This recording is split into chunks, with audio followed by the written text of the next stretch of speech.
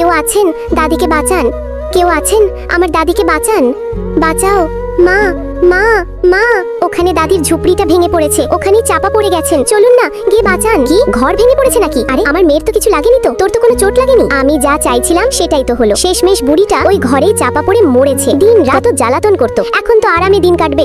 উনি তো আমাদের দাদি, আমাদের জন্য এত সেবা করেছেন, আর আপনি ওনাকে মরে যেতে ছেড়ে দিলেন। আমি যাচ্ছি দাদিকে বাঁচাতে। দাদি, দাদি, দাদি, দাদি, দাদি, দাদি। কি হয়েছে? আমার দাদি এতে চাপা পড়ে গেছে, আমার দাদি এতে চাপা পড়ে গেছে।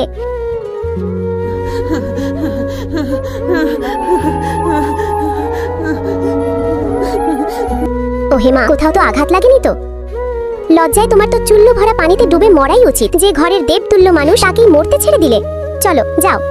এই ছবিটাকে সুন্দর মনে করলে ভিডিওতে লাইক করে চ্যানেলটাকে সাবস্ক্রাইব করো, এরপরে আল্লাহ লিখো।